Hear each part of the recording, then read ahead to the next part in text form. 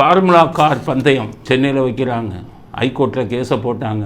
பொதுமக்களுக்கு ஆபத்து இருக்குது, டிராஃபிக் அதிகமாக, பொதுமக்கள் நடமாட்டம் அதிகமாக இருக்கிற இடங்களில் இந்த இதை வச்சுருக்காங்க கார் பந்தயத்தை. இவர்கள் சொந்த சுயலாபத்துக்காக, சுயநலத்துக்காக, யாரோ பரிந்துரை செஞ்சுட்டாங்கங்கிறதுக்காக, இவருடைய இளவரசர் சொன்னாருங்கிறதுக்காக ஒரு நாட்டு முதலமைச்சர் மக்களை பற்றி கவலைப்படாமல், மக்கள் பாதுகாப்பை பற்றி கவலைப்படாமல், மக்கள் உயிரை பற்றி கவலைப்படாமல், இவ்வளவு ஜன நெருக்கம், மக்கள் நெருக்கம் அதிகம் இருக்கக்கூடிய பகுதியில் கொண்டாந்து கார் ரேஸ் நடத்துகிறாங்களே, இவர்களை நம்பி இந்த நாடு இருக்கா? இந்த நாடு குட்டிச்சவராக போகாதா? இது மாதிரி நமக்கு தெரியாத விஷயங்களில் எவ்வளவு வேலை பண்ணுவாங்க. மிக மோசமான விஷயம். ஹைகோர்ட்லேருந்து அனுமதி கொடுத்துருக்காங்க 2 நாட்கள். நீங்கள் பாருங்கள், மக்களுக்கு தொந்தரவு கொடுக்காமல் இதை நடத்துங்கிறாங்க. எப்படி தொந்தரவு கொடுக்காமல் நடத்த முடியும்? அந்த இடத்துல ரோடுகளில் பார்த்தீங்கன்னா நடுவில் எல்லாம் தடுப்பு இது போட்டிருக்காங்க, எல்லாத்தையும் தூக்கிடுவாங்க.